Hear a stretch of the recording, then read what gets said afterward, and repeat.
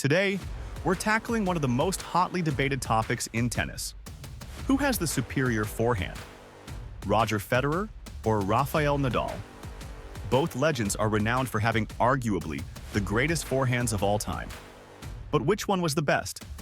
We'll be breaking down the following aspects of their forehands to get our answer: their offensive capabilities, their consistency and level of control, their defensive skills, their ability to counterattack with their forehands, and their shot variety. By analyzing each one of these factors, we'll determine who comes out on top. Let's start by comparing both players' offensive skills on their forehands. Roger Federer uses a modified Eastern forehand grip, which provides him with a versatile range of shots. His swing is fluid and relaxed, allowing him to generate a tremendous amount of racket head speed and power with very little effort. Federer's forehand allows him to dictate play by either hitting deep penetrating shots or creating sharp angles, making it a key weapon in his arsenal. He can hit with heavy spin, but also flatten his stroke to hit more of a direct trajectory depending on the situation. Mark Hodgkinson's book, Federgraphica, found that Federer's forehands traveled at an average speed of 75.4 miles per hour. His flat forehands traveled faster, averaging 78 miles per hour. When he's on his game, Federer's forehand is a devastating offensive weapon. His strategy revolves around constructing points by overpowering his opponents, hitting outright winners on any ball to his liking. He patiently waits for an attackable ball and immediately puts his opponents on the defensive with a single stroke once he gets a ball he likes. He hits with incredible pace while maintaining remarkable accuracy, hitting his spots pretty much at will. Corners, lines, sharp angles. Federer masterfully sends his opponents scrambling when he's on the offense. Rafael Nadal's forehand, on the other hand, is heavy and often forces errors from his opponents. His semi-western grip positions his palm underneath the racket, making it perfect for generating topspin. His forehand is characterized by an upward swing, uncoiling his body to produce powerful topspin. During his follow-through, while most players typically finish their swing over their shoulder or near their elbow, Nadal continues his swing upwards above his head. This motion is often referred to as the lasso, as the racket travels up, around, and above his head, finishing on the hitting side of his body. Nadal's forehand is one of the most spin-heavy in tennis history, particularly effective on clay courts. Nadal has been able to use this as his primary technique, allowing him to consistently clear the net by a good couple of meters and have the ball kicking up high. Therefore, the ball will still be rising through the baseline, even if it lands around the service line. The average bounce height on hard court is 33 inches, whereas on clay, it reaches an impressive 64 inches. Over the years, Nadal's forehand technique has evolved, but the result remains the same: the legendary heavy spin for which he is renowned. His topspin heavy forehand bullies opponents, especially those with a one-handed backhand.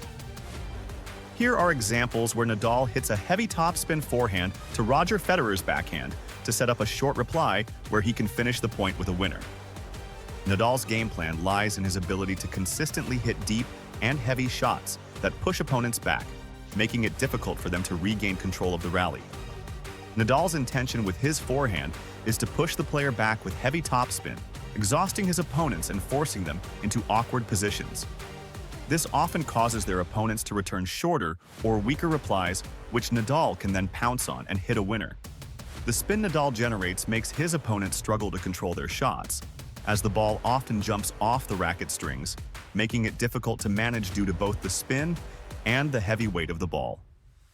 Nadal's forehand speed averages around 75 miles per hour, and he hits his forehand with an average of 3,300 rotations per minute, peaking at an astounding 5,000 rotations per minute. In comparison, Federer's forehand rotates at 2,500 rotations per minute. This makes it very difficult for opponents to attack the Nadal forehand with any sort of consistency, since he can always revert to hitting loopy balls that push opponents back behind the baseline. In addition, Nadal can also hit outright winners from anywhere on the court using his raw strength.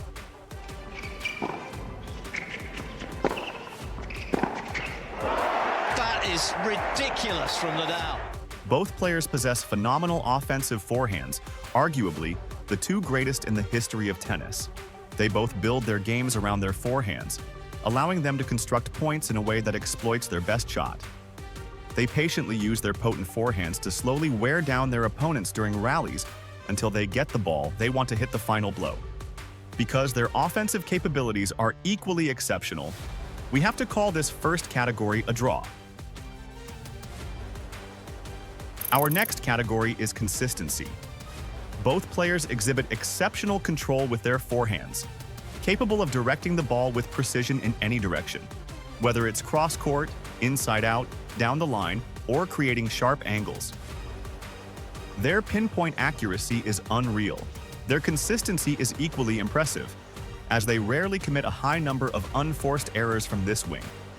However, Nadal holds a slight advantage due to his heavy topspin, which allows for greater net clearance and therefore a higher margin of error, particularly in challenging weather conditions.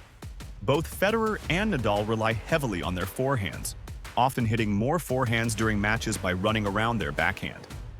Nadal, in particular, builds his game around his forehand and constantly uses his athleticism to set himself up to hit his favorite shot. Watch how he runs around his backhand to hit the clean forehand winner here.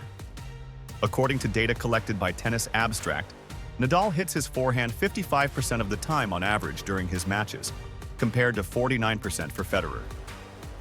Running around their backhands carries the risk of leaving a large portion of the court open, but their forehands are such powerful weapons that they typically produce high-quality shots, preventing opponents from capitalizing on the exposed court.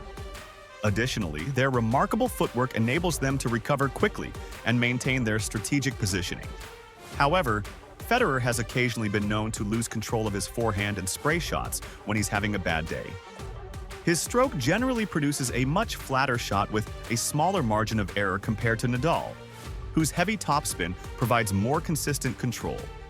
On his side, Nadal can sometimes hit shorter balls that sit high in the forecourt when he's feeling tight. However, the heavy spin he generates and the resulting high bounce often prevent opponents from capitalizing on these shorter shots. When it comes to the level of control on their forehands, the edge goes to Nadal. His heavy topspin ensures a high level of consistency and results in a lower number of unforced errors compared to Federer. This is further confirmed by their career unforced error rates. Federer's rate of 8.2% is about average for an ATP player, while Nadal's exceptionally low rate of 5.4% highlights his superior consistency.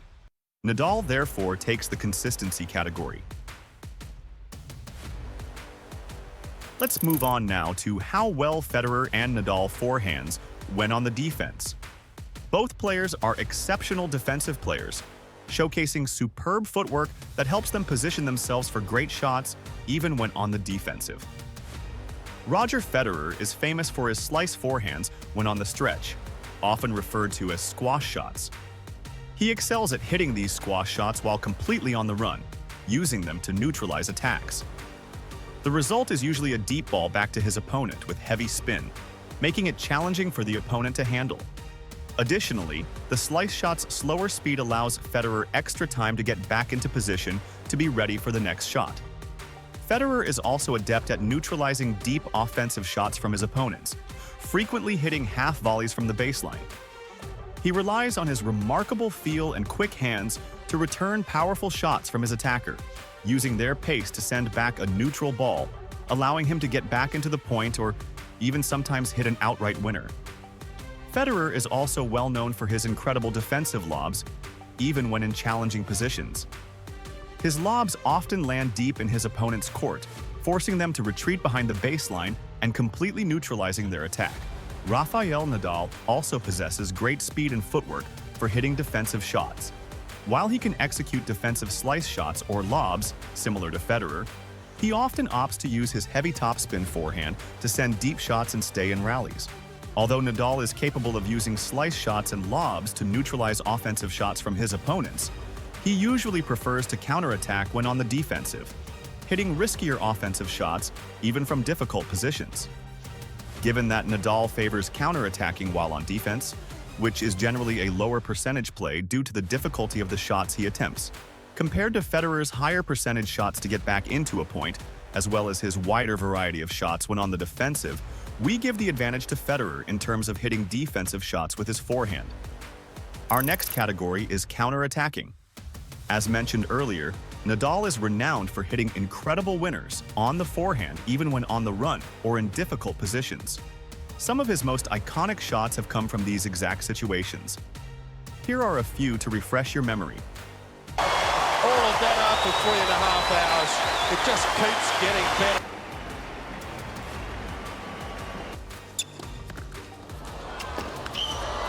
Oh no! Federer's hit this. He thinks this is a clean winner. But this is a squash shot at its best. Whether it's down-the-line winners or sharp-angled cross-court shots, Nadal can execute these with remarkable consistency. This capability requires tremendous upper body strength, which Nadal possesses in abundance.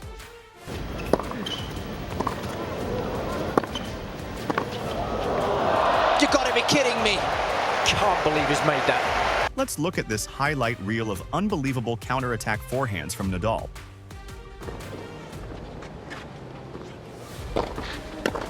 Oh, come on, Rafa Nadal!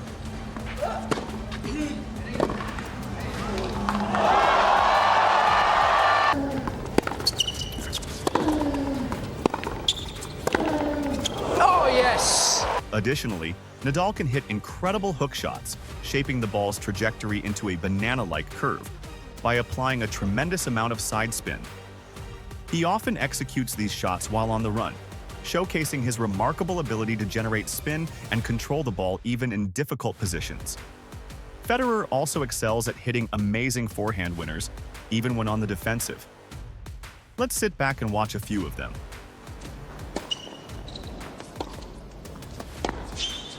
Oh, what a shot! That is magnificent!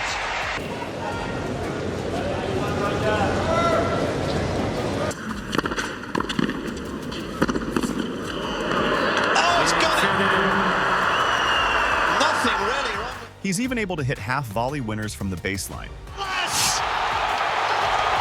I will never, ever forget that rally. However, he often prefers to use his forehand to neutralize offensive shots from his opponents, buying himself time to get back into the point rather than going for outright winners. When it comes to passing shots, both players excel at threading the needle when their opponents attack the net. They relish the opportunity to aim for targets and are able to hit them with extreme precision. Additionally, both Federer and Nadal can hit offensive lobs over their opponents with remarkable consistency. When it comes to counterattacking, while Federer's approach is the safer strategy, Nadal's forehand is superior when it comes to executing counterattacks. Nadal therefore has the slight edge on the counterattack. Our final category is variety and touch. Federer's forehand is incredibly versatile, allowing him to hit a wide array of shots. He can execute forehand slices, drop shots, and lobs with impressive control, keeping his opponents off balance. Federer's creativity is unmatched, and he can truly do it all from that wing. Admire his level of genius on some of these shots. Absolutely right. He's hosted even... Oh, no. There in the repertoire for choice.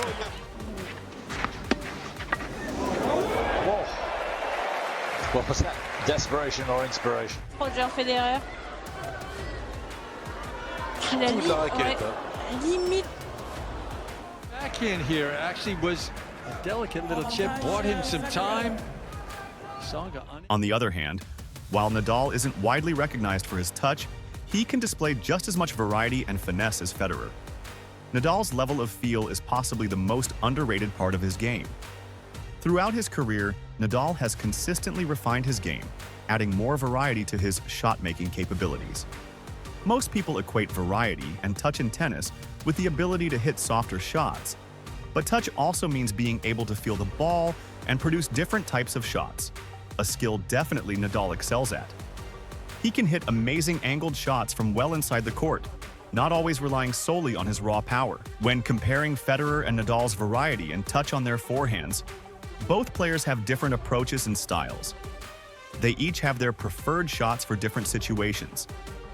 However, despite their differing styles, both players possess equal shot-making capabilities when it comes to their forehands.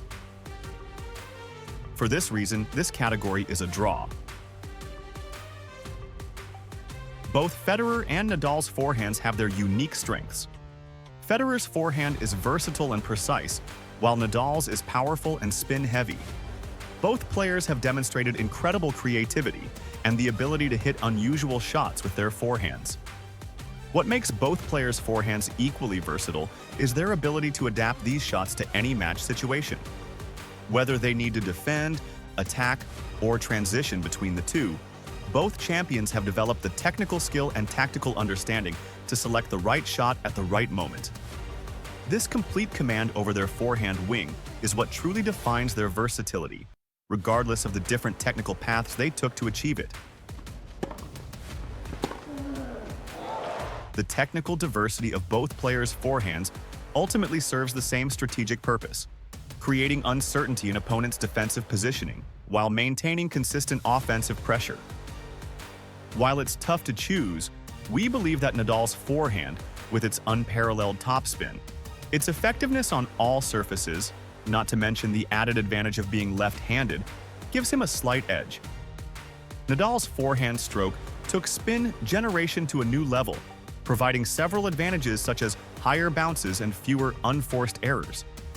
The significant increase in topspin helps keep opponents behind the baseline and enhances Nadal's offensive game.